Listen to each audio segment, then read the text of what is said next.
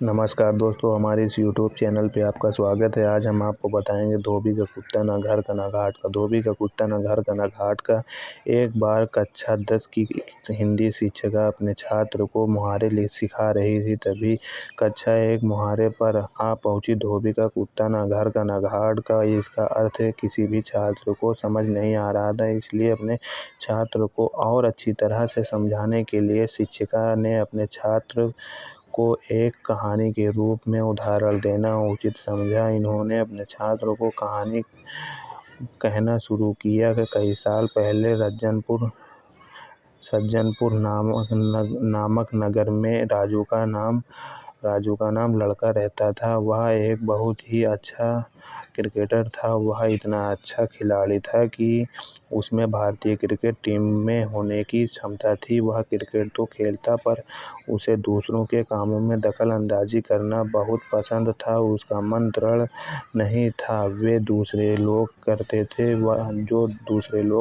थे वही करता था। वह देखकर उसकी माँ ने उसे समझाने की बहुत कोशिश की। वह आदत उसे जीवन में कितनी भारी पड़ सकती है, पर वह नहीं समझा। समय बीतता गया। उसका अपने काम के बजाय दूसरों के कामों में दखल अंदाजी करने की आदत ज़्यादा हो गई। जभी उसे क्रिकेट का अभ्यास होता था, तभी उसके दूसरे दोस्तों का अलग खेलों का अभ्यास रहता था। उसका मन चंचल होने के कारण वह क्रिकेट के अभ्यास के लिए नहीं जाता था, बल्कि दूसरे दोस्तों के साथ अन्य अलग खेल खेलने जाता था। उसकी यह आदत उसका आगे बहुत ही भारी पड़ी। कुछ ही दिनों के बाद नगर में ऐलान किया गया। नगर में सभी खेलों के लिए एक चयन होगा, जिसमें जो भी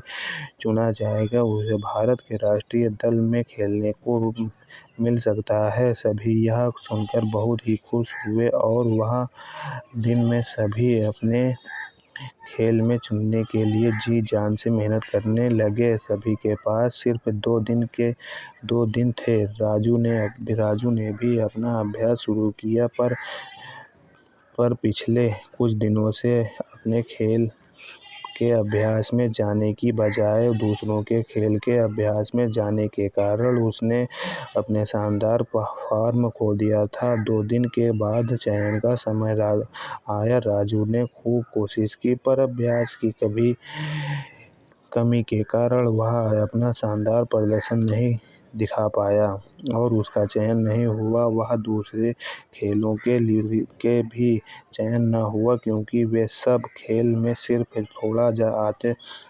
थोड़ा आते थे और किसी भी खेल में वह माहिर नहीं था, जिसके कारण वह कोई खेल में चयन नहीं हुआ। और उसके जो सभी दूसरे दोस्त थे, उनका कोई ना कोई खेल में चयन हो गया, क्योंकि वे दिन रात मेहनत करते थे। जीत में राजू को अपने सिर पर हाथ रखकर बैठना पड़ा और वह धोबी के कुत्ते की तरह बन गया। ना घर का होता है ना घाट का।